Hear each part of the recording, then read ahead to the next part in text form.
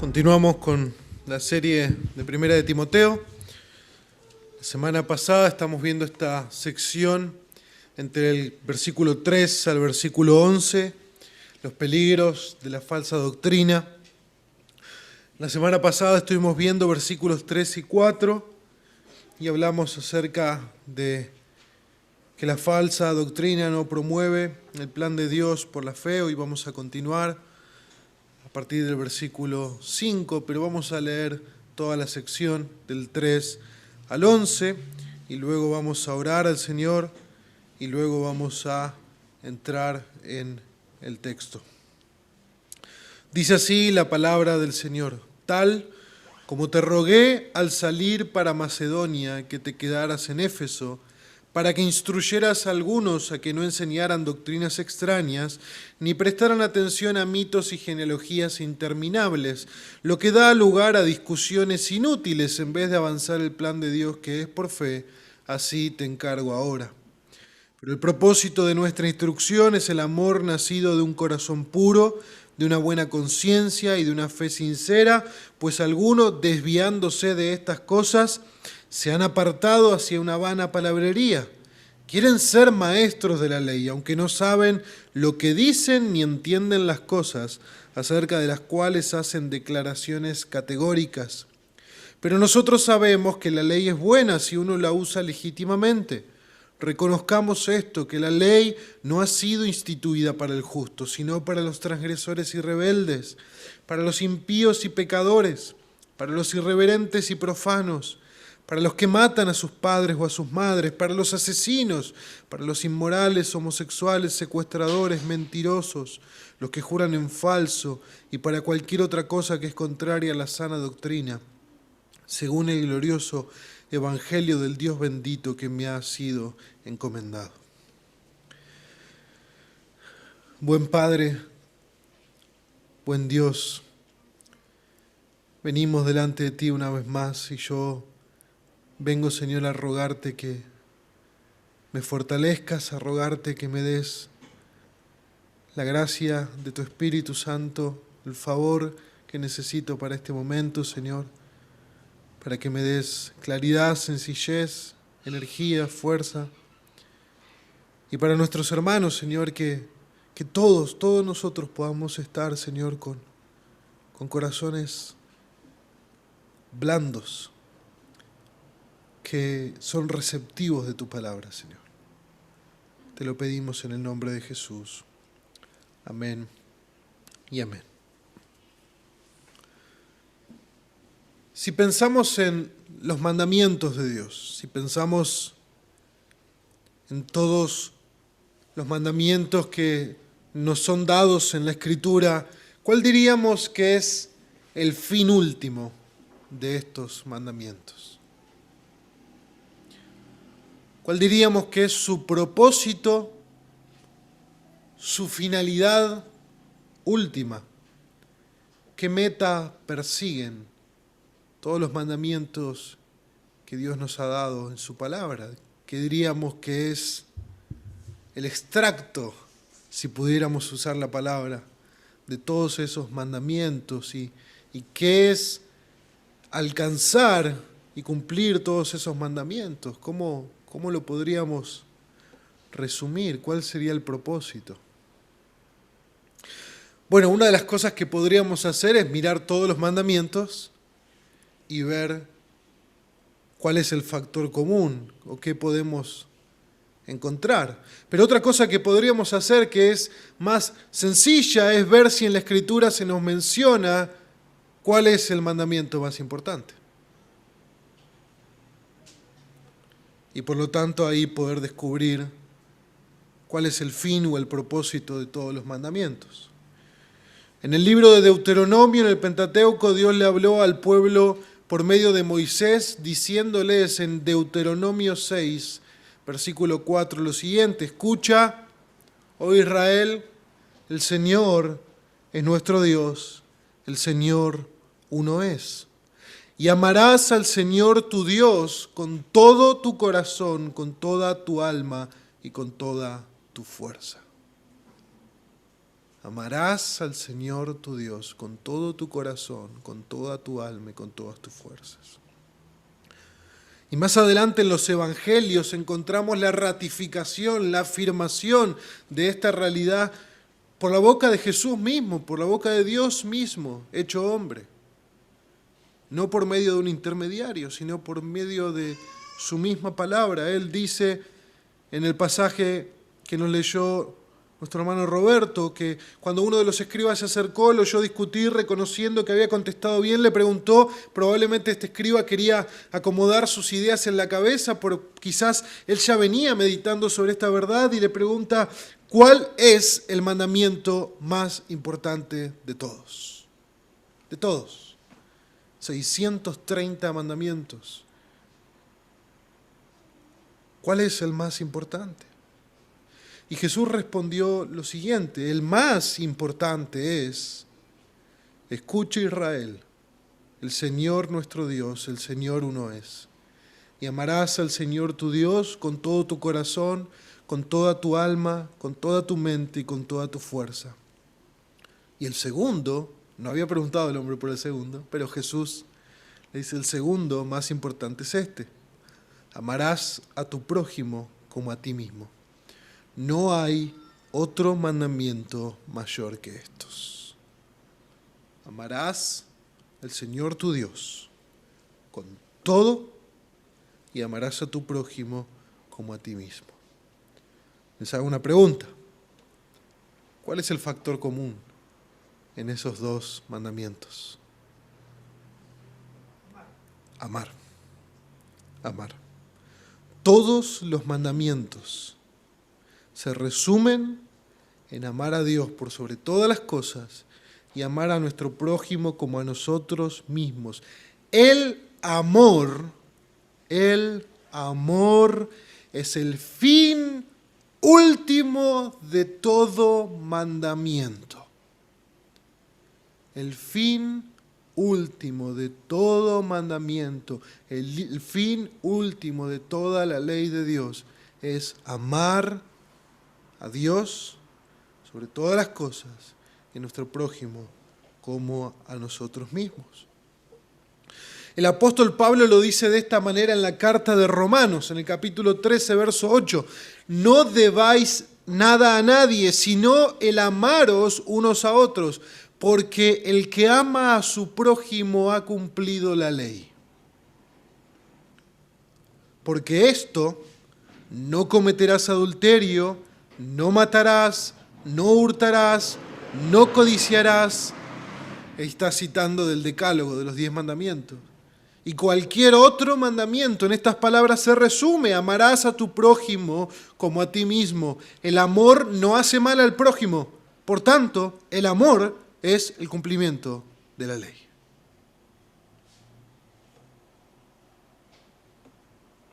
Entonces, ¿cómo resumimos todos los mandamientos? ¿Cuál es el fin, el propósito último de todos los mandamientos? El amor. El amor según Dios, no el amor según nuestra cultura o sociedad. El amor a Dios con todo lo que somos y el amor a nuestro prójimo. Ese es el cumplimiento de la ley. Ahora bien, nosotros citamos Romanos 13. ¿Cuántos capítulos tiene Romanos?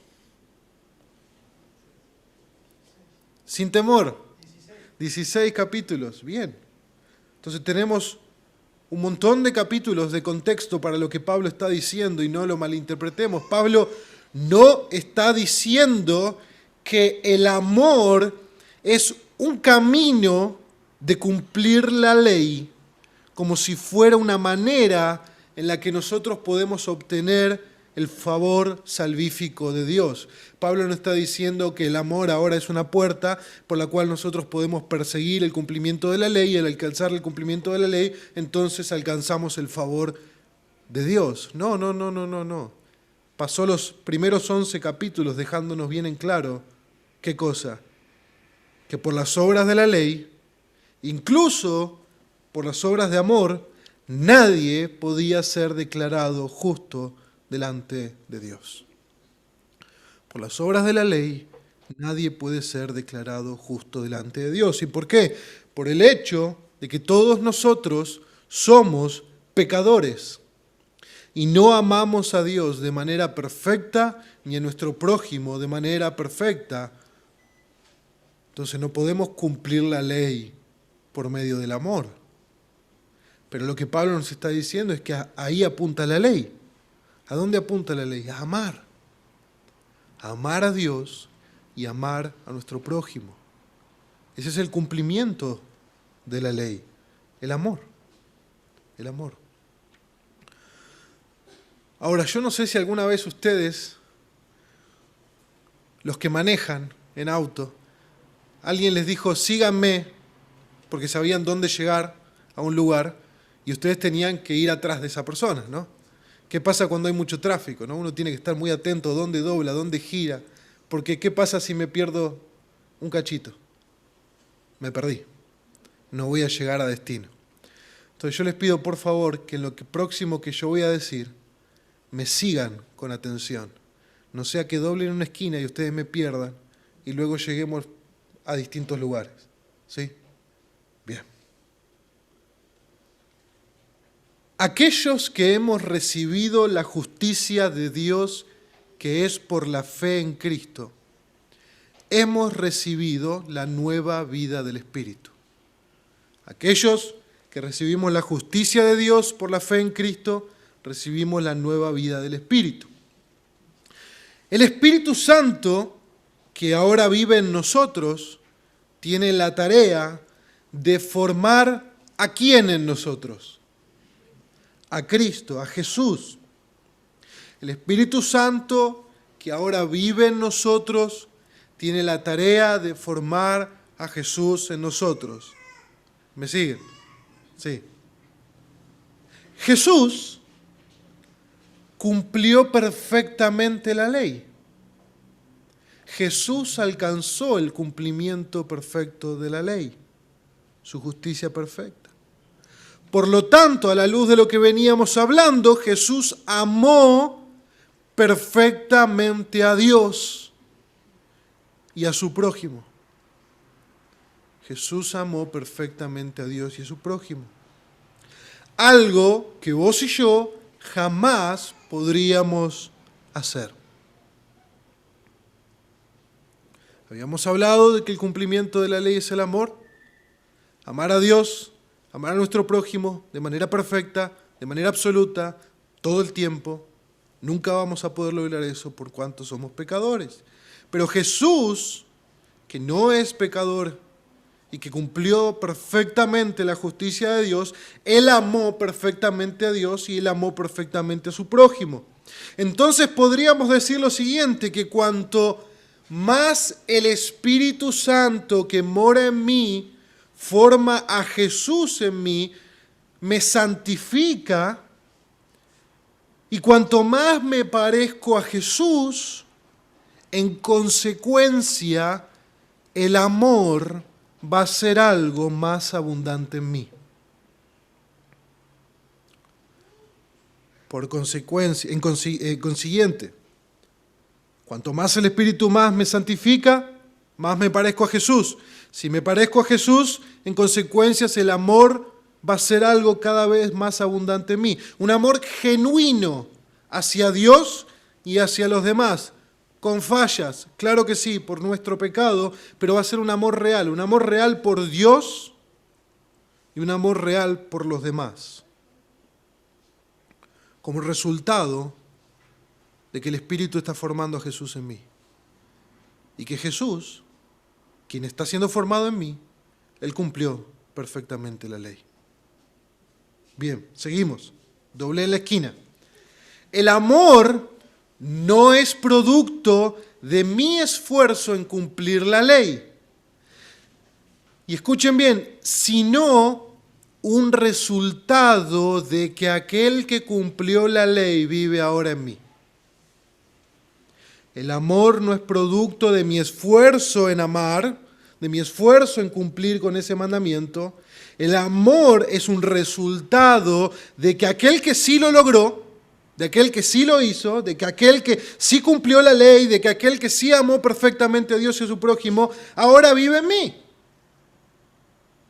Y a medida que el Espíritu Santo va formando a Cristo en mí, Y a medida que el Espíritu Santo me va santificando, aquel que cumplió la ley se muestra cada vez más en mí.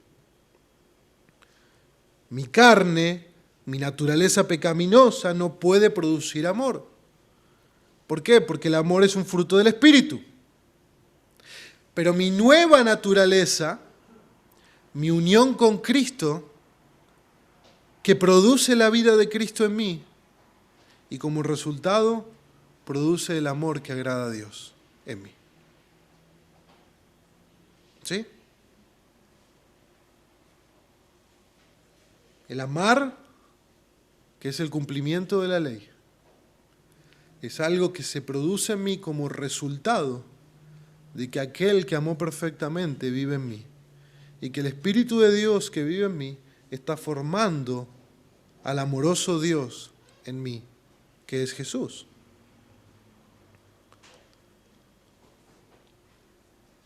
El Evangelio, que es el mensaje acerca de la vida, la muerte sustitutoria y la resurrección de Cristo en favor nuestro, nos muestra que por medio del nuevo nacimiento nosotros recibimos el Espíritu de Dios. Y el Espíritu derramó el amor de Dios en nuestros corazones. El amor hacia Dios, el amor hacia los hermanos, el amor hacia los hermanos en Cristo, el amor a los no creyentes, el amor incluso hacia mis enemigos, no es una obra producto de mi esfuerzo ni de mi carne. Es una obra sobrenatural, producto del Evangelio, de lo que Cristo logró a través de su muerte y resurrección. ¿Se fijan en el progreso? El Evangelio me muestra la vida, muerte, resurrección de Cristo a mi favor, su sacrificio sustitutivo por mí. El Evangelio produce un nuevo nacimiento en mí a través de la fe y el arrepentimiento.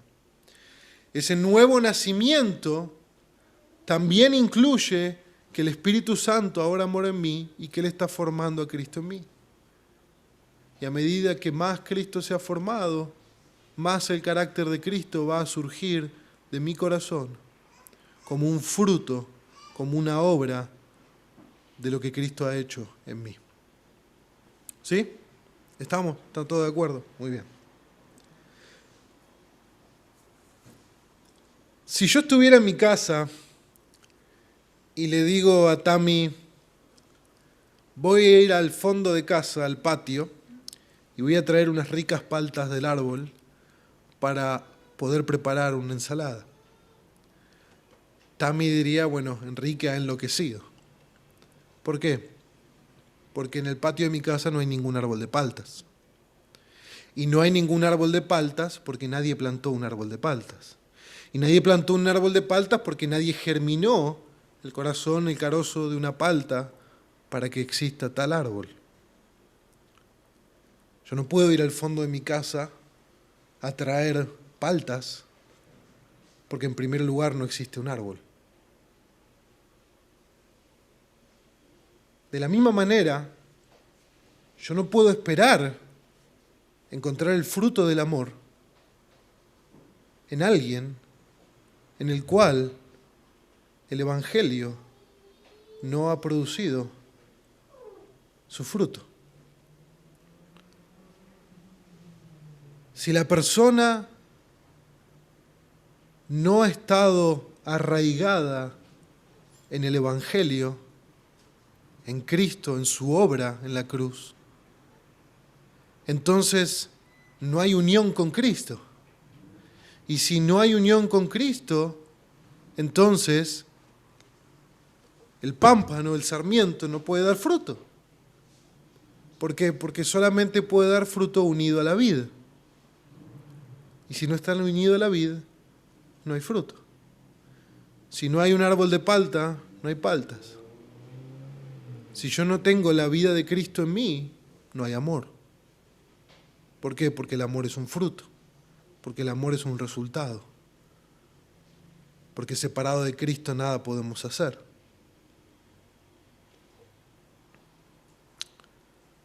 Entonces, yo les pregunto,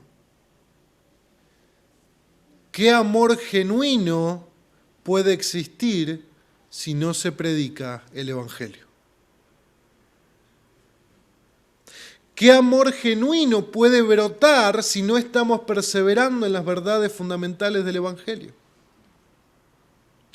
Si no contemplo el amor que Dios me ha mostrado en la cruz al entregar a su único Hijo a sufrir mi castigo y darme por medio de Él una vida nueva, definitivamente y sin lugar a dudas no va a brotar ningún amor por Dios y por los demás en mi corazón.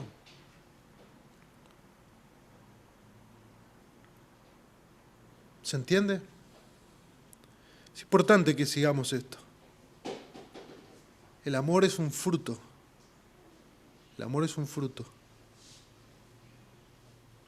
No es algo que se puede producir por esfuerzos. El fruto es un resultado de la vida que hay en una planta, en un árbol. No es una obra per se. Y ahora uno puede preguntar, bueno, ¿y 1 Timoteo? ¿Qué tal? Bueno, todo esto tiene que ver, porque esto nos vuelve a Éfeso y nos vuelve a lo que está pasando en la iglesia. Y nos permite ver un poco con más claridad lo que Pablo le explica a Timoteo. Los falsos maestros llevan a la gente atrás de enseñanzas diferentes o extrañas, lo vimos la semana pasada. Detrás de mitos, genealogías que no terminan en ningún lado. ¿Y qué producen? ¿Cuál es el fruto, el resultado de esta desviación?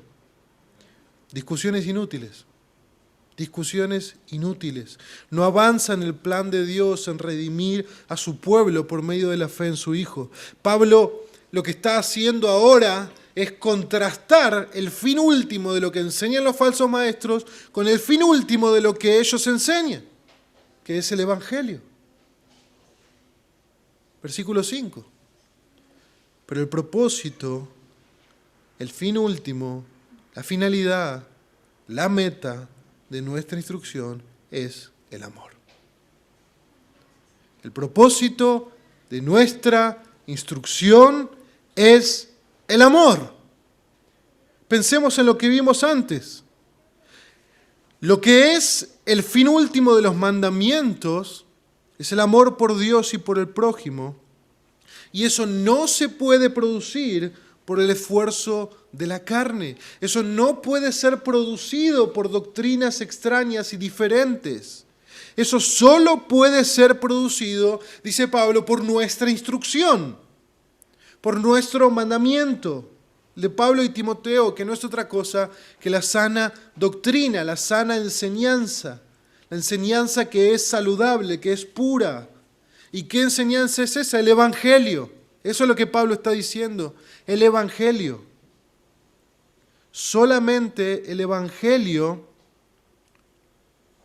puede producir en nosotros amor genuino por Dios y por otros. ¿Por qué? Porque es un resultado de que la vida de Cristo sea formada en nosotros. Solo la sana doctrina, la predicación y la enseñanza del Evangelio puede producir el fruto del Espíritu en el corazón de los hombres. Solo por medio de la vida de Cristo formada en el creyente por el Espíritu se puede amar genuinamente a Dios y al prójimo. Eso es imposible de lograr por medio de mitos y fábulas. Es imposible de lograr por medio de mandamientos de hombres. Es imposible por medio de manipulaciones de la ley. Todo eso lleva a discusiones inútiles. Discusiones, hombres, discutiendo con otros acerca de mitología, acerca de mitos, de cuentos, de creencias fantasiosas. Son discusiones inútiles, infructíferas. ¿Pero qué produce el Evangelio? Amor por Dios y por otros. El Evangelio produce que en cada uno de los creyentes que Cristo ha salvado y en la cual Cristo está siendo formado, cada uno de esos creyentes se acerca, se extiende hacia el cumplimiento de la ley. ¿Para agradar a Dios? ¿Para ser salvo? No. Sino porque una semilla germinó, porque una planta empezó a crecer y porque va a empezar a dar fruto. Y esa es la vida de Cristo en nosotros. Son los pámpanos unidos a la vid y que por esa unión espiritual dan fruto, porque están vivos. Yo puedo tener una pequeña semilla que germina, una planta que empieza a crecer, un árbol que se fortalece, y en una linda temporada en el Valle de Río Negro podríamos tener una manzana deliciosa como fruto de esa vida que irradia en ese árbol. Pero de la misma manera yo puedo ir a un bazar y comprar una manzana de plástico y tener esas dos manzanas en mi mano y ser muy similares. Pero hay un abismo de diferencia entre una y la otra. Hay un abismo de diferencia. Solo el Evangelio produce un fruto real que proviene de la vida que ahora tenemos por medio de Jesús. Porque Jesús está siendo formado en nosotros, el resultado, el fruto, es evidente. ¿Y el primer fruto del Espíritu cuál es? El amor. El amor. ¿Y cómo describe Pablo ese amor? Lo describe, lo caracteriza.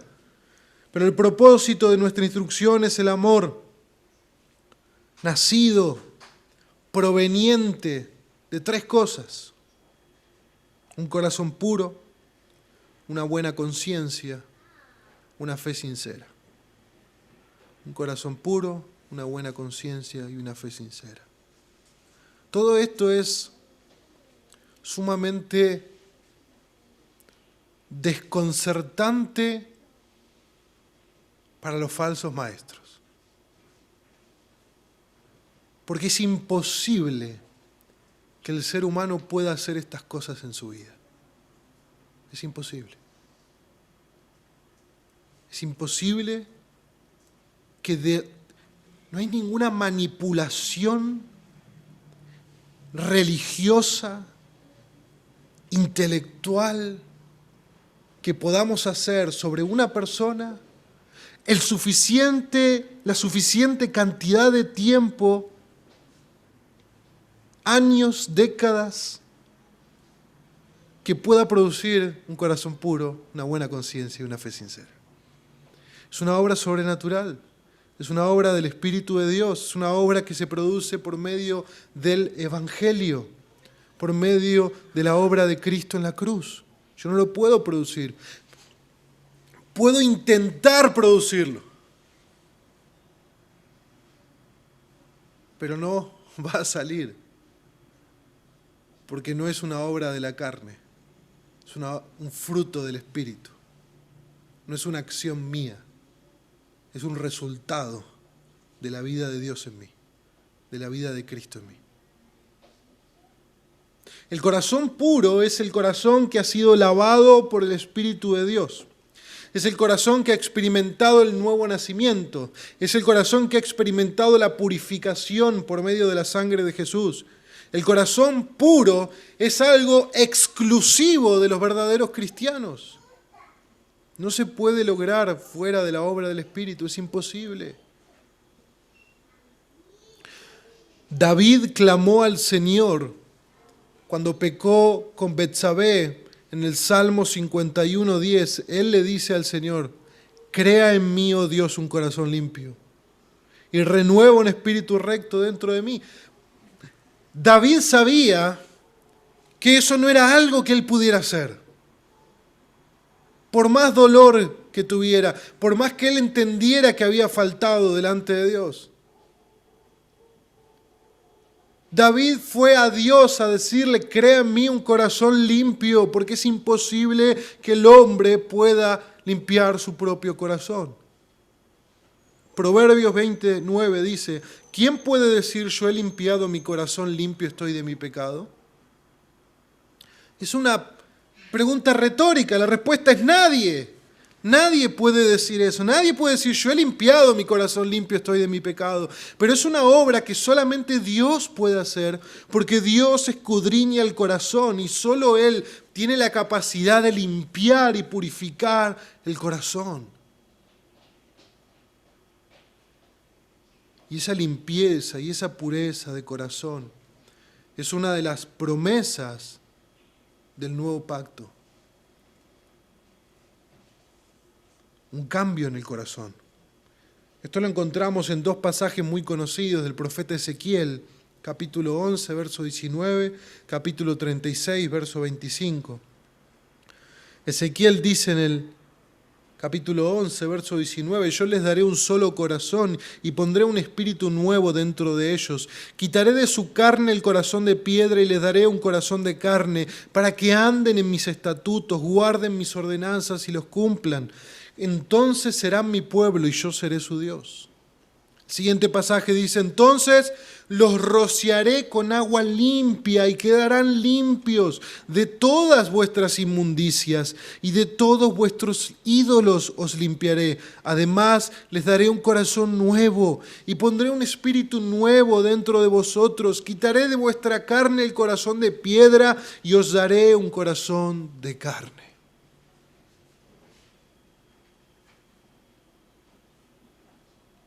Solo Dios tiene acceso a modificar el corazón.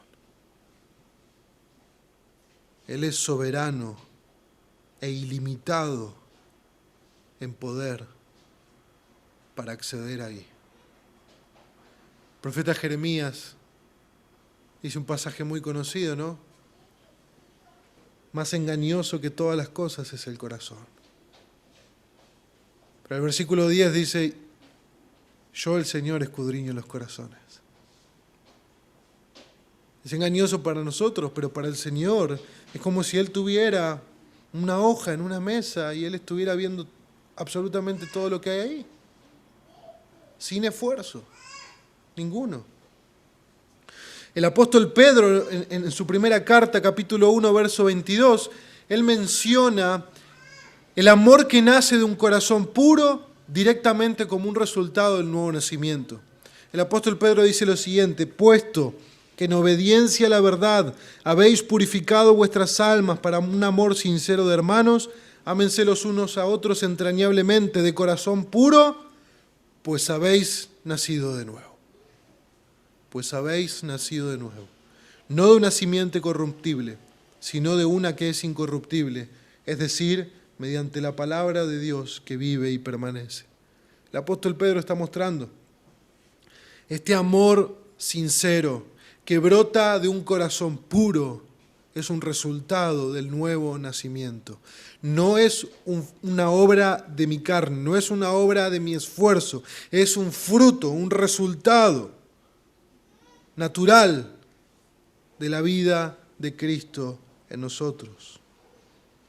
Otro pasaje, Hebreos 10, 21. Y puesto que tenemos un gran sumo sacerdote sobre la casa de Dios, acerquémonos con corazón sincero, en plena certidumbre de fe, teniendo nuestro corazón purificado de mala conciencia y nuestro cuerpo lavado con agua pura. Los sacerdotes tenían todo un proceso ritual de purificación para acercarse a la presencia de Dios. El autor de los Hebreos dice que por medio de Jesús ya estamos completamente puros y podemos acercarnos con confianza a la presencia de Dios.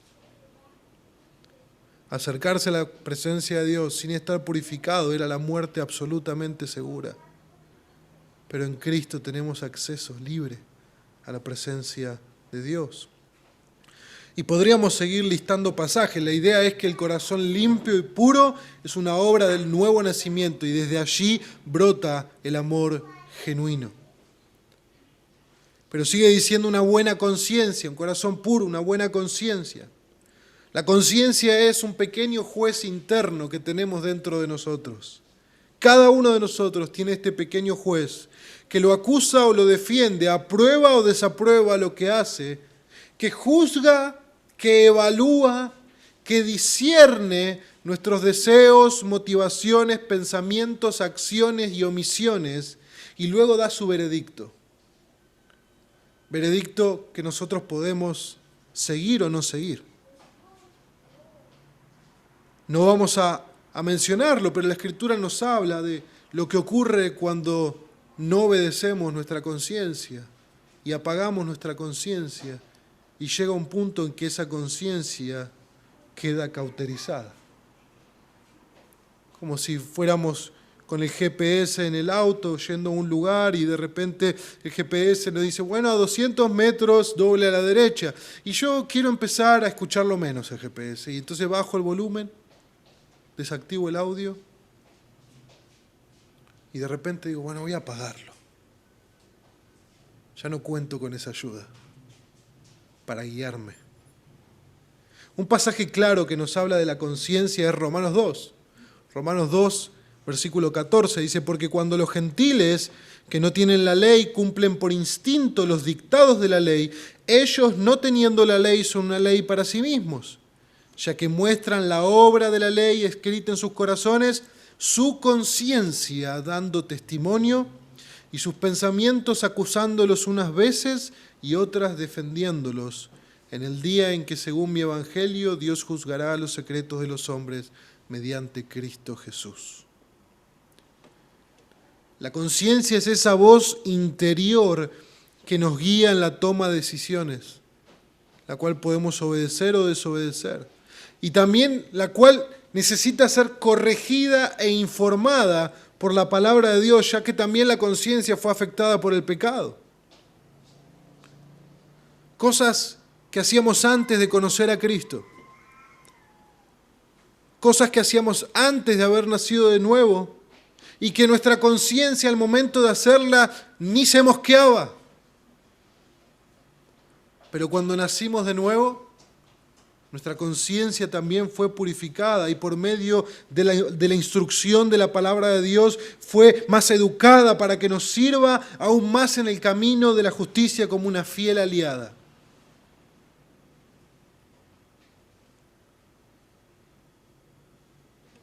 Nuestra conciencia necesita que nosotros la eduquemos cada vez más en la palabra de Dios y ella va a ser una fiel aliada aún más en nuestro camino en la justicia. Pablo dice que el amor genuino nace de un corazón puro, de una buena conciencia, de una persona que está en paz con su juez interior, que no está en guerra, que está en paz. Alguien que vive una vida coherente con el llamado del Evangelio y por lo tanto vive en paz con su conciencia.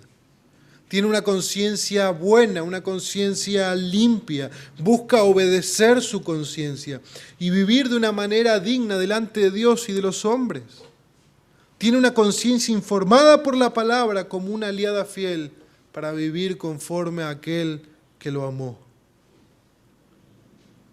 Vivir con una buena conciencia no es algo que pueda producir la falsa doctrina. Esto requiere una libertad del engaño del pecado, requiere amor por la verdad, requiere amor por andar en luz, que no puede ser producido por una doctrina extraña al Evangelio. ¿Ven?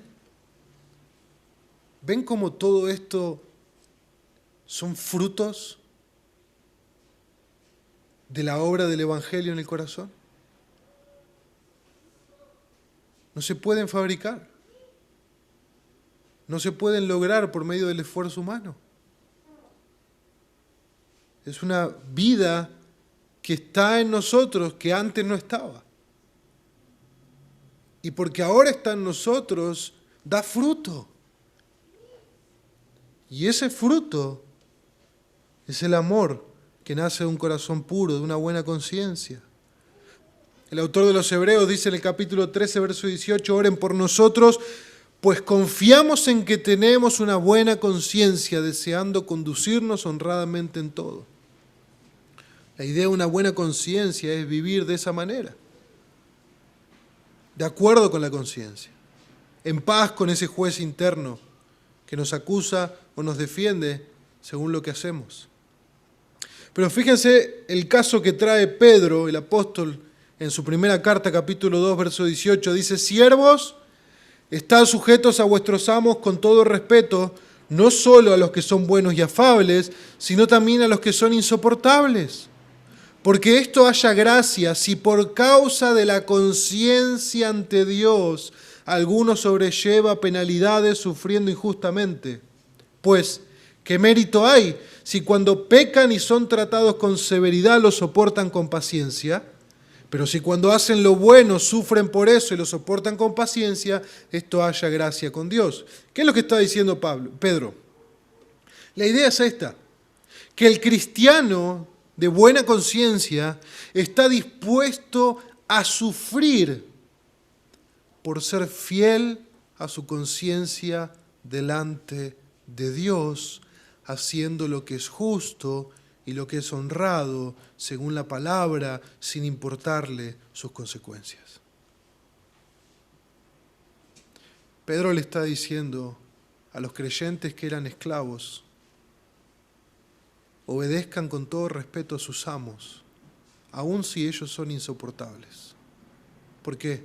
Porque eso es justo delante de Dios. Y porque nuestra conciencia ante Dios debe ser una buena conciencia, aun si el resultado de eso no es algo agradable. Si sufrimos por causa de caminar en una buena conciencia. Eso es una obra del Espíritu de Dios. Es una obra del Evangelio, es un fruto del Evangelio. Los falsos maestros se caracterizaban por ser inmorales y no vivían conforme a una buena conciencia delante de Dios. Al final del libro de los Hechos, el apóstol Pablo, en una defensa que él hace, dice lo siguiente: yo también me esfuerzo por conservar siempre una conciencia irreprensible delante de Dios y delante de los hombres.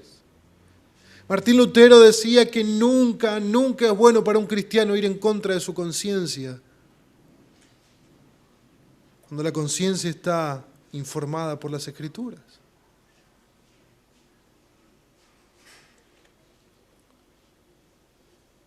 ¿Qué dice tu conciencia sobre tu caminar cristiano?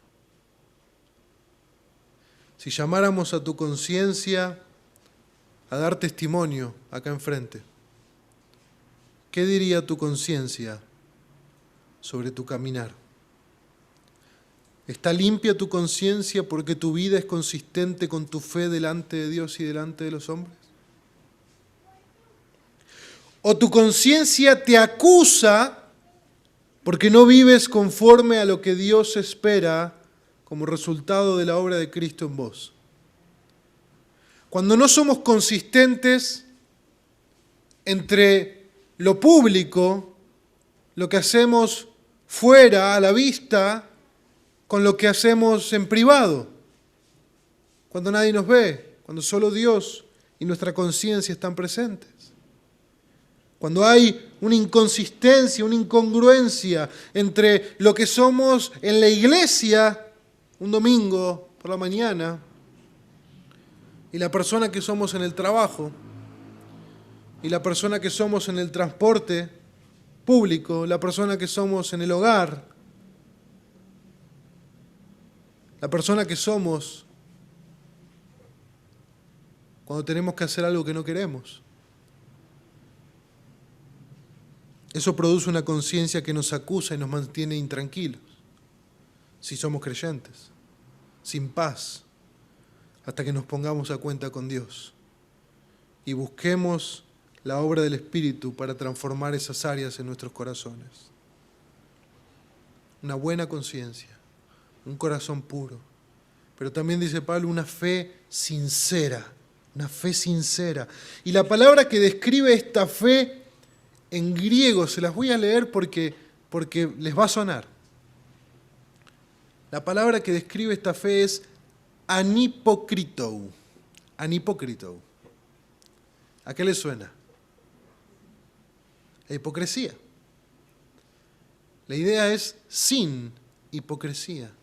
Una fe sin hipocresía. Una fe no hipócrita.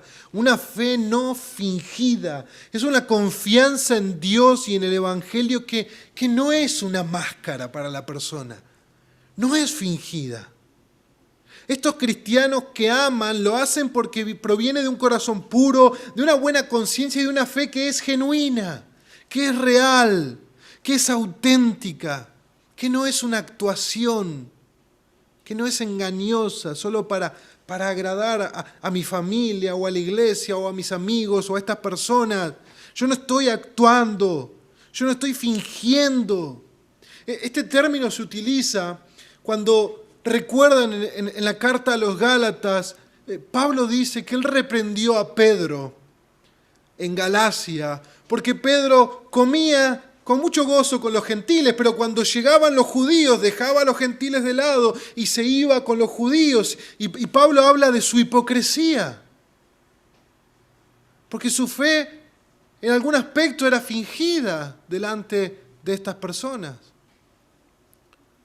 Bueno, el amor que nace de un corazón que ha sido transformado, el amor que es según Cristo, es un amor de un corazón puro, de una buena conciencia, de una fe sincera, genuina, real, que verdaderamente confía en las promesas de Dios, que verdaderamente confía en la promesa de salvación por la fe en Cristo.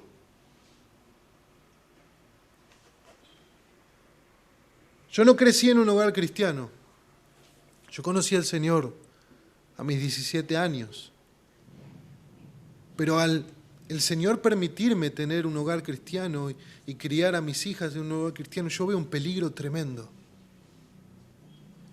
Yo veo el peligro de una fe fingida. Y probablemente aquellos que han crecido en un hogar cristiano han luchado con eso. De una fe para mi papá, de una fe para agradar a mi mamá, de una fe porque vamos a la iglesia, de una fe porque ¿qué van a decir aquellas familias? Una fe que es una hipocresía, es una mentira. El hipócrita usaba una máscara. ¿Y qué hace una máscara? ¿Cómo funciona una máscara? Una máscara engaña al ojo. Una máscara engaña al ojo. Pero es imposible engañar a aquel que todo lo ve, aquel que escudriña lo profundo de nuestros corazones. Podemos engañar a un montón de gente con nuestra fe, pero no podemos engañar a Dios. Y finalmente Dios es quien nos va a juzgar si no estamos en Cristo.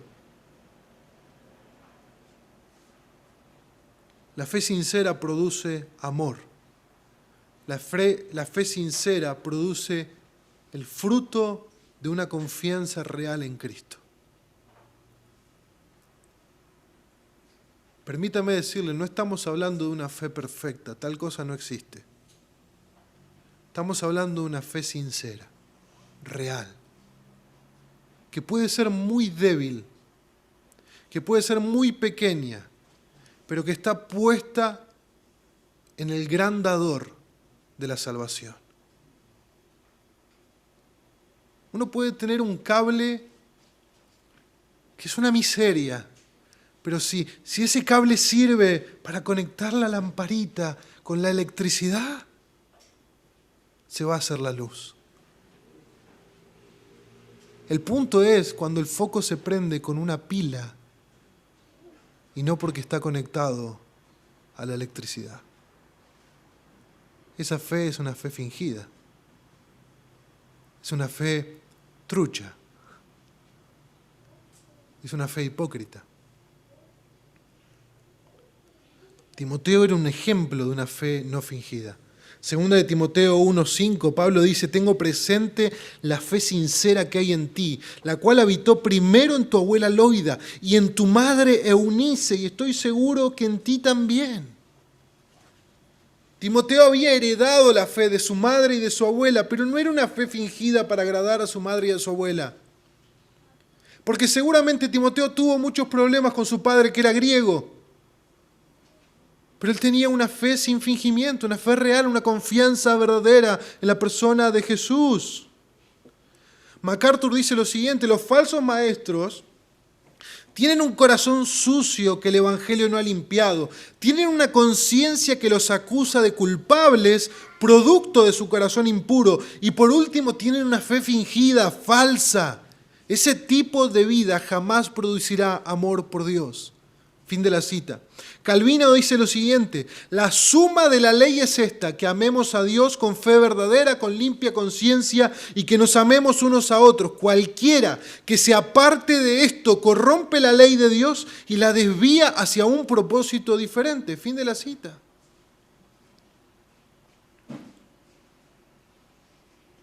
Esta es toda la diferencia entre la manzana de plástico del bazar y la manzana producto de la vida del árbol. Que se pueden parecer, pero que no son reales, no son iguales. Una es real, la otra no lo es.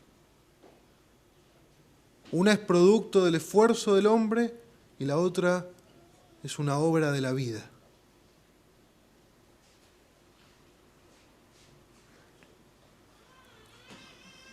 Solo el Evangelio, entrando en nuestros corazones, produciendo vida en nuestros corazones, uniéndonos a Jesús, dándonos su Espíritu, y su Espíritu transformándonos y haciéndonos a la imagen de Jesús, alimentándonos con esa savia espiritual, con esa vida espiritual.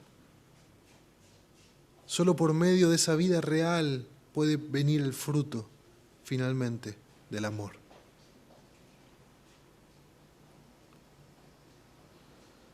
El texto dice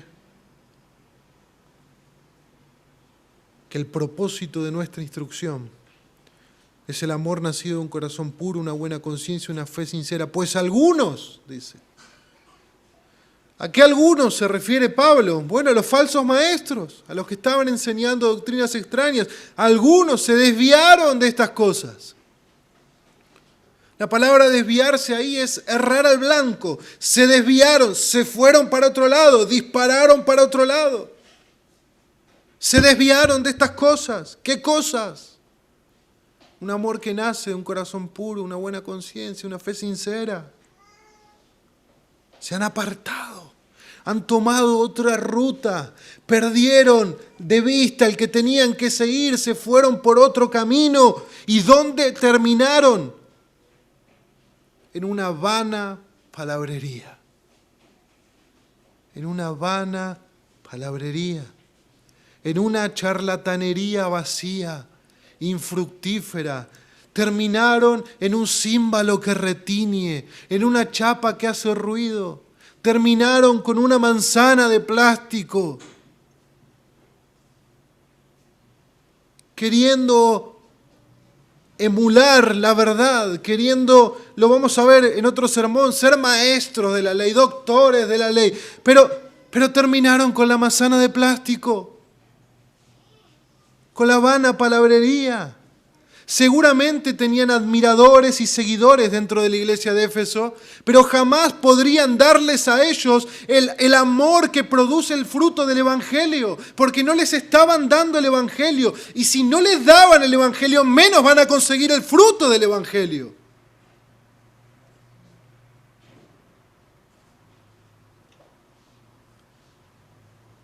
Una iglesia que no predica el Evangelio es una iglesia falsa, trucha, infructífera. Es una manzana de plástico. Es un címbalo que retiñe.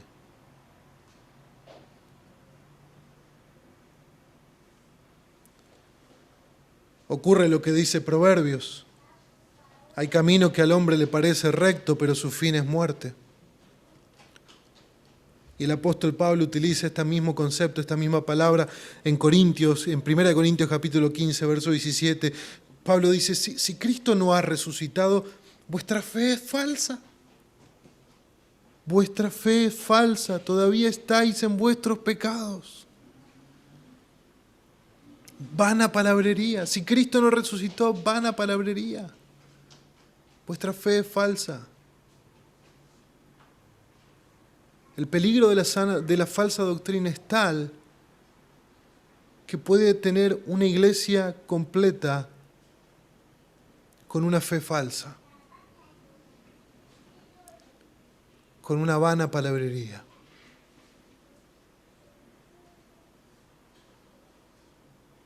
Queriendo ser los que más cerca están de Dios, inflados en su orgullo y su vanagloria, pero desviándose de estas cosas, solo hay vana palabrería.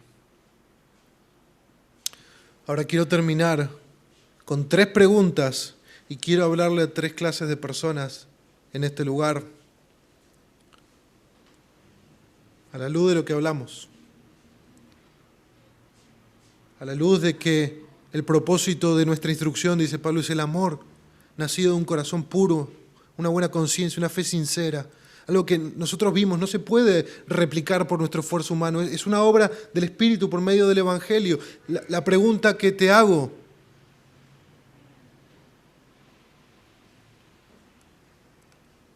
¿hay amor genuino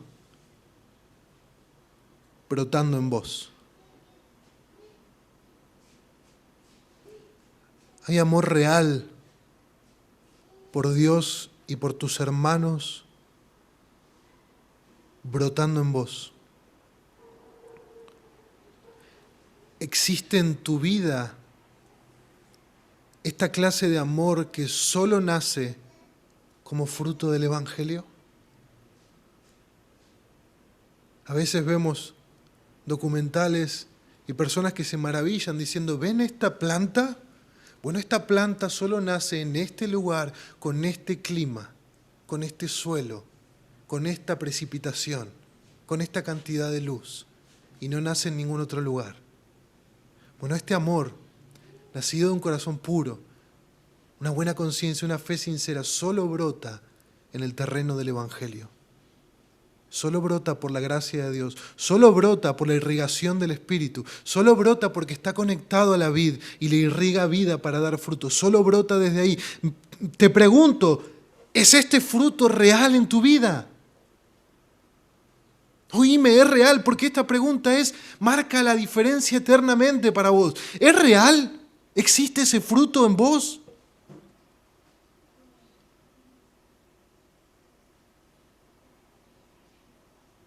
¿O no hay un corazón puro, una fe sincera y una buena conciencia en vos? Ahora, si vos no sos cristiano y estás acá y te preocupa esto, de que no existe esto es diferente para vos y todo lo que has escuchado. Bueno, yo quiero darte una buena noticia. Jesús ama recibir pecadores que se arrepienten y que quieren tener una genuina relación con Dios. Jesús ama recibir esa clase de personas. Jesús ama recibir personas pecadoras que fallan, que ven su pecado. Jesús ama recibir a los pecadores en fe y arrepentimiento. Y si vos ves todas tus faltas, quiero decirte que Jesús te espera para limpiarte de todos tus pecados por medio de su sangre. ¿Cómo son tus pecados? ¿Qué tan negros son tus pecados? Bueno, Jesús dice, los voy a dejar como blanca nieve. Solo vení a mí. Vení a mí. Él murió en la cruz para salvar a los pecadores que se arrepienten y que confían en Él para ser perdonados por Dios. Yo te pido, por favor, no te vayas de este lugar. No te vayas sin haber puesto tu confianza en Jesús. como tu Salvador y como tu Señor. Y yo te aseguro, si venís por fe a Él, Él nunca te va a abandonar y podrás experimentar el amor de Dios que Él derrama en nuestros corazones de una manera única y como jamás has experimentado en toda tu vida. Pero quizás hasta ahora estás pensando que sos cristiano. Viniste hoy diciendo, bueno, yo soy cristiano y yo voy a la iglesia. Pero al escuchar este sermón, no encontrás estas cosas en tu vida. No encontrás esta clase de amor, no encontrás un corazón puro, no encontrás una buena conciencia, no encontrás una fe sincera. Y si el Espíritu Santo en medio del sermón te trajo convicción de pecado, te estuvo susurrando, te estuvo hablando, te estuvo diciendo, estas cosas no están en vos. La buena noticia es que la tristeza que Dios pone en el corazón es para conducirnos al arrepentimiento, no para cargarnos de culpa y desesperanza, no para aplastarnos, sino para mostrarnos el camino hacia Él. Jesús dijo, yo soy el camino, la verdad y la vida, nadie va al Padre si no es por mí. No esperes más. Si esa es tu realidad, no esperes más. Y venía Jesús, quizá verdaderamente por primera vez, en arrepentimiento y fe. Y por último, todos acá que somos cristianos, genuinos, y que amamos a Dios genuinamente, con fallas, muchas fallas, y que amamos a nuestros hermanos también, todos tenemos este clamor. Yo quisiera amar más y mejor a Dios. Yo quisiera amar más y mejor a mi hermano. Bueno, no te esfuerces en amar.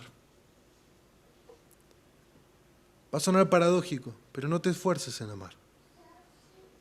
No te esfuerces en obedecer el amor. Esfuérzate en la gracia. Esfuérzate en la gracia de Dios. Si nosotros vimos que el amor es un fruto de la vida de Cristo siendo formada en mí, entonces yo no tengo que buscar amar. Yo tengo que buscar a Dios. Tengo que buscar a Dios en su palabra. Tengo que buscar a Dios en la oración.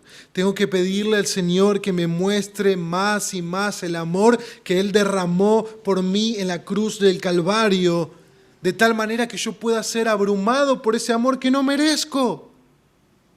Que no merezco. Y de eso me lleva a cautivarme más y a disfrutar más a Dios y disfrutar más lo que Jesús hizo por mí en la cruz. Y crecer en amor, porque creceré a la imagen de Jesús.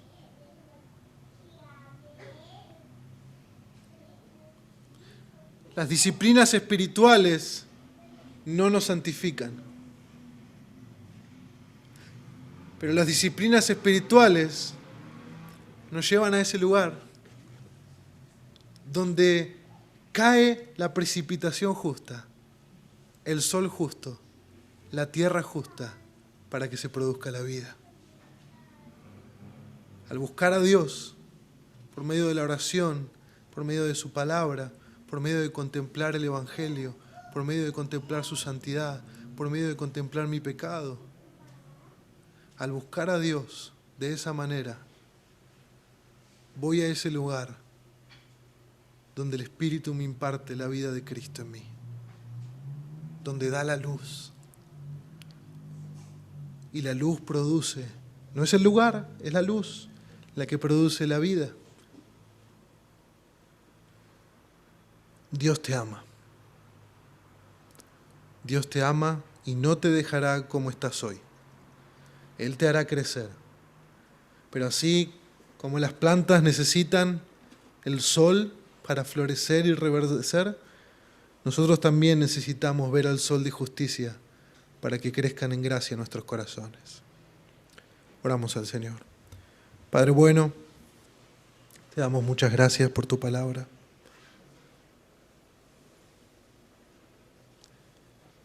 Estamos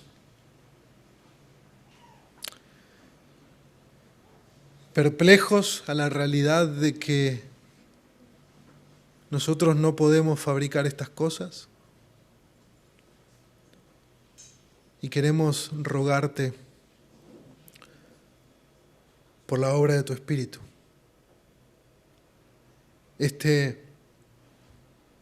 Si se me permite, Señor, este celestial y divino jardinero, que pode nuestros corazones, que nos limpie, que nos purifique. Señor, perdona nuestros pecados. Señor, gracias por Jesús y por su muerte sustitutoria en la cruz por nosotros, Señor, y por la vida que ahora tenemos en Él. Te rogamos, Señor, para que este fruto siga produciéndose en nuestros corazones, para tu gloria y para nuestra bendición. En el nombre de Jesús.